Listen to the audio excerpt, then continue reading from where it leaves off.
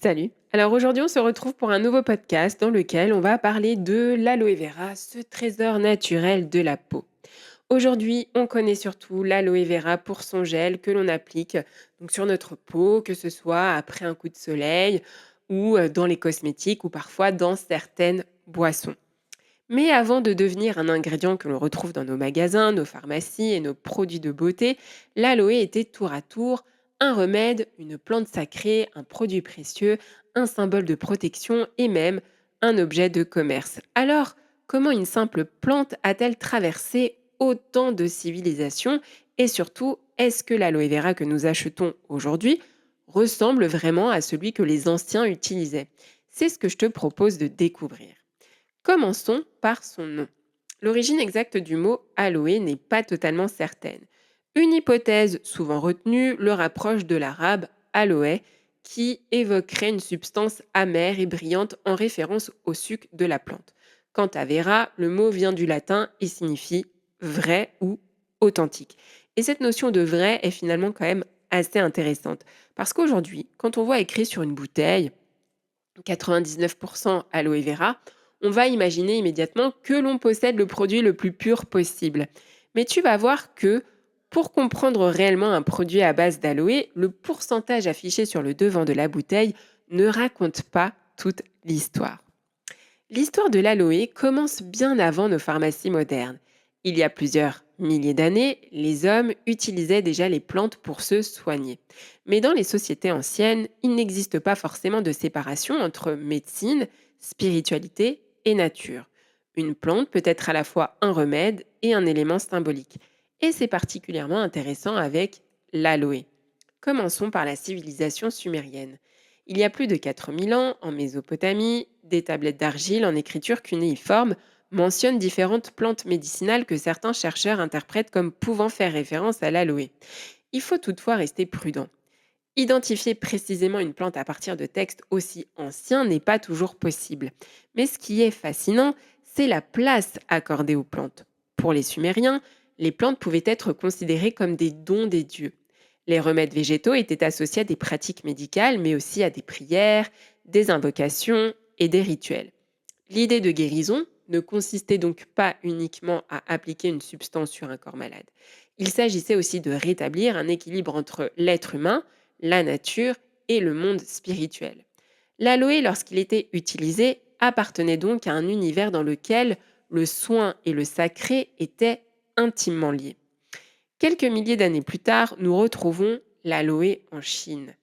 Il est mentionné dans plusieurs ouvrages associés à la médecine traditionnelle chinoise. Mais ici, il faut comprendre une chose importante.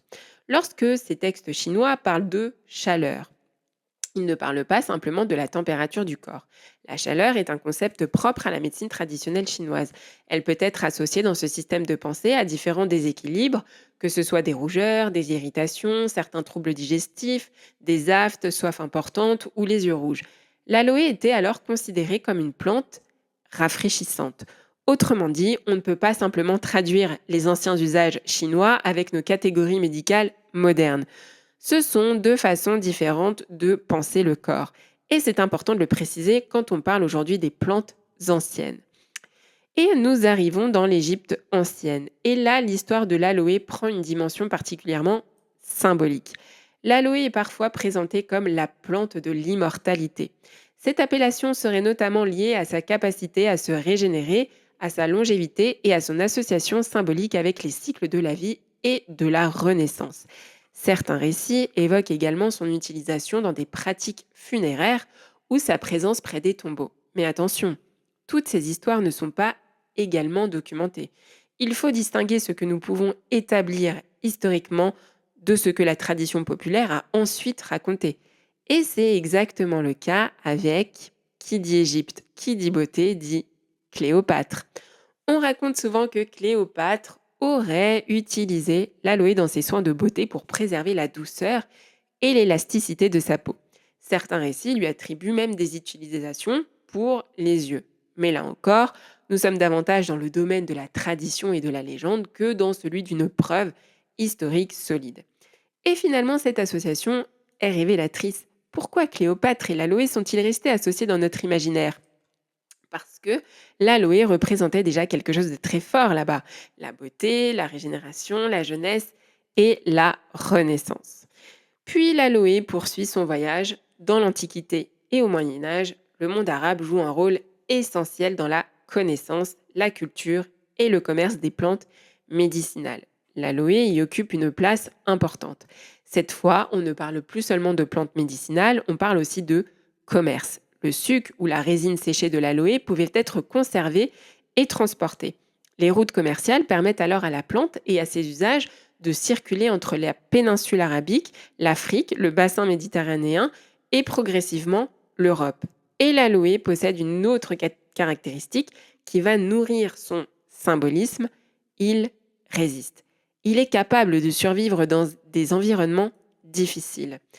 Dans certaines traditions populaires du monde arabe, on raconte même que des feuilles ou des bouquets d'aloe étaient suspendus au-dessus des portes des maisons.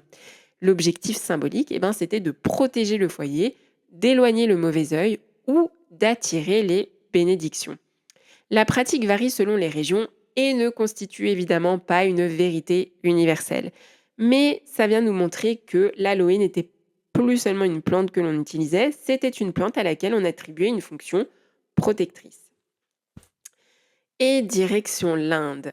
L'aloe vera occupe une place importante dans les traditions ayurvédiques et il porte un nom sanskrit particulièrement intéressant qui est Kumari. Je ne sais pas si je le prononce bien. Ce terme est généralement traduit par jeune fille ou vierge. Alors pourquoi ce nom? Parce que dans la tradition ayurvédique, l'aloe est associé à la jeunesse, à la vitalité et au renouvellement.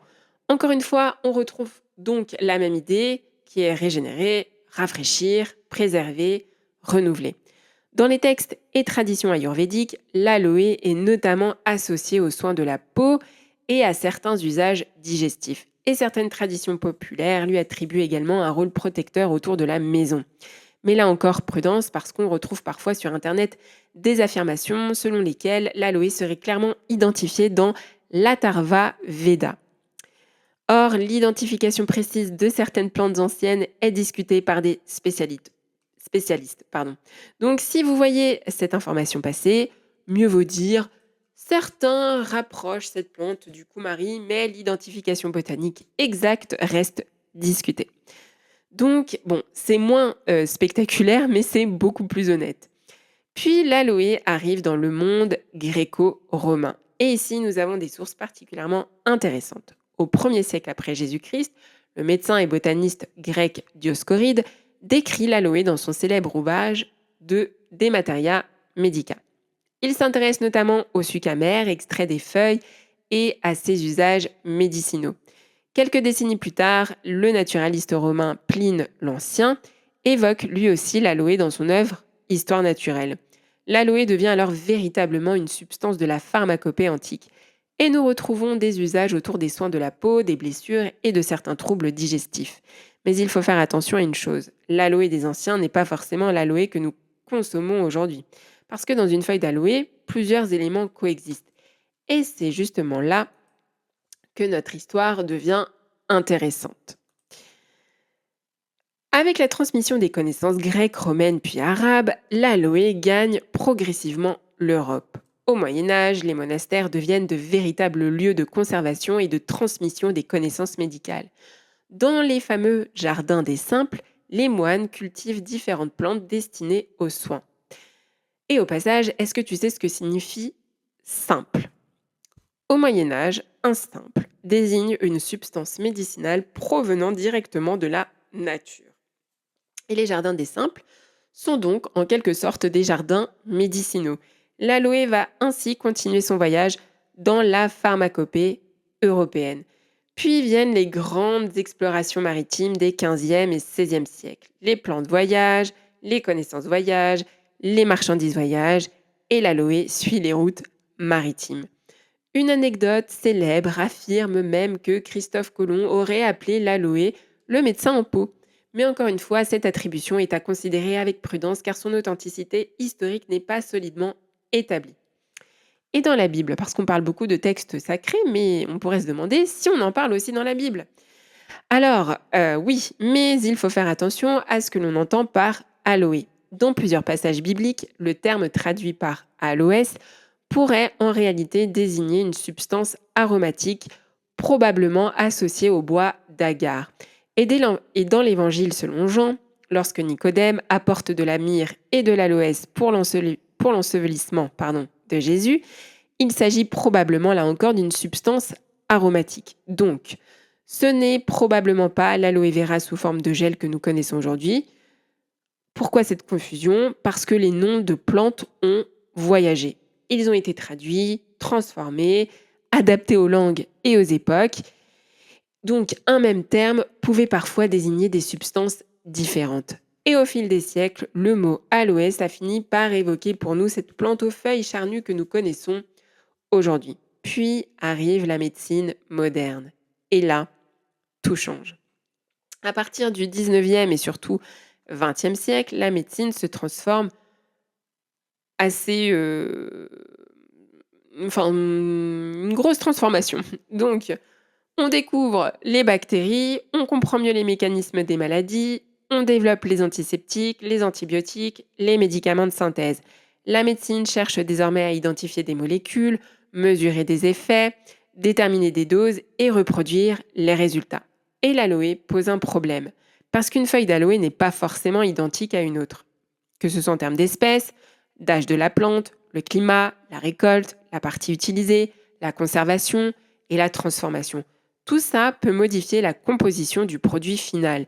Et c'est ici que l'aloe passe d'une plante presque mythique à un ingrédient qu'il faut apprendre à standardiser. Aujourd'hui, l'aloe est partout. Dans les crèmes, les shampoings, les gels, les boissons, certains compléments alimentaires, les soins après soleil, les produits destinés à apaiser ou à hydrater la peau, mais quelque chose a changé. Hier, on disait l'aloe est une plante miraculeuse et aujourd'hui, on dit l'aloe vera est un ingrédient naturel. Et ce changement est quand même assez fondamental parce qu'aujourd'hui, ce n'est plus seulement la plante qui compte, c'est la façon dont elle a été transformée.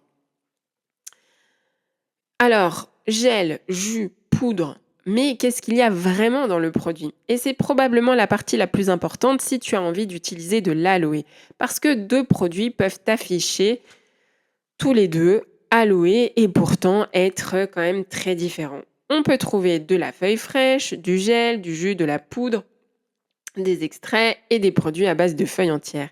Et ces formes ne sont pas équivalentes. Alors comment savoir si tu as affaire à un produit intéressant? La première règle, ne regarde pas seulement et je pense que beaucoup le font de plus en plus de toute façon, mais c'est le devant. C'est probablement le meilleur conseil que, je puisse te donner, c'est de retourner le flacon. Ne t'arrête pas aux 99 d'aloe vera, 100 naturel, pur, voilà. Ou aux belles images de feuilles vertes et généralement, c'est souvent sous un fond blanc. Mais regarde de la composition. Pour un produit destiné à être consommé, intéresse-toi notamment à la partie de la feuille utilisée, inner leaf ou whole leaf. Regarde également si la teneur réelle en aloe est clairement indiquée. Et regarde ceux qui accompagnent l'aloe. S'il y a de l'eau, du sucre, des arômes, des édulcorants, des conservateurs et des autres ingrédients. Mais surtout, intéresse-toi à la façon dont le produit a été obtenu et stabilisé. Parce qu'un produit peut afficher fièrement aloe vera sur son emballage sans que ça dise réellement quelle partie de la plante tu es en train de consommer. Voilà. Et finalement, après avoir parcouru 4000 ans d'histoire, on peut se poser quand même une question. Est-ce qu'on ne ferait pas mieux d'avoir simplement notre propre aloe vera à la maison? Après tout, pourquoi acheter un flacon, une crème ou un gel alors qu'on peut avoir directement la plante avec nous? Alors aujourd'hui, avoir un aloe vera chez soi, c'est peut-être aussi une manière de revenir à quelque chose de beaucoup plus simple. On peut cultiver l'aloe vera assez facilement à la maison pour un usage externe et pour avoir accès à son gel frais. Voilà. Mais attention, à une confusion quand même qui est assez importante, une feuille fraîche n'est pas automatiquement équivalente à un produit alimentaire à base d'aloe vera. Quand on va couper une feuille, plusieurs parties sont présentes. Il y a donc le gel interne, Hem et une autre partie transparente, heu, on va associer généralement donc à l'aloe vera. Mais autour se trouvent également les tissus de la feuille et des composés différents, notamment le latex d'aloe qui peut contenir des dérivés d'hydroxyanthracénique comme l'aloïne. Et c'est justement pour cette raison que je ferai une distinction très nette euh, pour la peau, pourquoi pas la plante, parce qu'on peut utiliser le gel interne frais donc dans le cadre d'un usage externe, en prenant évidemment les précautions habituelles et en vérifiant au préalable notre tolérance cutanée si on est allergique ou pas, quoi. Pour boire ou consommer, j'ai envie de dire prudence, parce que là, je ne te conseillerais pas de prendre une feuille dans ton salon, de la couper et de préparer toi-même une boisson en pensant que parce que c'est naturel, c'est forcément sans risque. Les produits destinés à la consommation sont justement préparés pour maîtriser la composition du produit final et notamment limiter la présence de certains composés indésirables. Alors oui, avoir son propre aloe vera à la maison peut être une très bonne idée, mais pas forcément pour les raisons que l'on imagine. Alors c'est pas parce qu'il pousse dans ton pot qu'il devient automatiquement meilleur qu'un produit du commerce. C'est plutôt parce que tu peux connaître la plante, l'observer, la cultiver et éventuellement profiter de son gel pour certains usages externes. Donc, personnellement, je trouve ça quand même très intéressant aussi de connaître la plante qu'on a chez soi et qu'on décide d'utiliser. Parlons de l'aloïne. Là, on va toucher quand même un point essentiel parce que la feuille d'aloe contient donc, comme je te disais, différentes parties. Le gel interne n'est pas la même chose que les composants présents dans les parties externes de la feuille. Et certains composés, notamment l'aloïne, nécessitent une attention particulière lorsqu'il s'agit de produits destinés à être consommés. C'est pourquoi il ne faut surtout pas improviser une consommation de feuilles fraîches entières comme si toute la feuille était équivalente au gel alimentaire préparé industriellement. Naturel ne veut pas automatiquement dire sans risque. Et c'est justement pour ça que la transformation du produit est importante. Et pour les produits cosmétiques, alors là, on ne raisonne pas exactement de la même manière. On regarde la liste INCI, c'est-à-dire la liste des ingrédients cosmétiques. Vous pouvez notamment retrouver des appellations comme Aloe barbadensis leaf juice ou Aloe barbadensis leaf extract et regarde où se situe l'aloe dans la liste. En règle générale, plus un ingrédient apparaît en haut de la liste, plus sa proportion est importante, même si la lecture exacte dépend des règles d'étiquetage. Et surtout, ne te laisse pas hypnotiser par l'image d'une énorme feuille d'aloe sur le devant du produit. Ce qui compte, c'est ce qu'il y a réellement dedans. Alors, comment reconnaître un bon produit ? Finalement, c'est assez simple. Pose-toi 5 questions. Première, quelle partie de la plante a été utilisée ? Quelle forme d'aloe est présente ? Est-ce que c'est du gel, du jus, de la poudre, extrait, feuille entière ? Quelle quantité réelle d'aloe contient le produit ? Et quels sont les autres ingrédients ? Et enfin, le fabricant explique-t-il clairement comment l'aloe a été extrait, transformé et stabilisé ? Parce que le vrai sujet n'est pas est-ce que c'est de l'aloe vera ? Ça va être plutôt est-ce que l'aloe vera que je suis en train d'acheter est vraiment de l'aloe, quoi. Et finalement, je trouve que c'est peut-être ça qui me fascine le plus dans l'histoire de l'aloe, c'est que pendant des milliers d'années, les hommes ont regardé cette plante et lui ont donné des significations différentes. Pour certains, elle était médicinale, pour d'autres, protectrice, et elle a accompagné des pratiques spirituelles. Elle a voyagé avec les marchands, elle a rejoint les jardins médicinaux, elle est entrée dans les pharmacopées, et elle a rencontré la médecine moderne. Et aujourd'hui, elle se retrouve dans une bouteille en plastique ou dans un petit tube de crème. Mais la plante, elle est toujours là. Et ce qui a changé, c'est notre manière de la regarder. Alors comment faut-il consommer de l'aloe ? Oui, l'aloe peut être utilisée sous différentes formes, mais il faut distinguer usage cosmétique, application du gel et consommation alimentaire.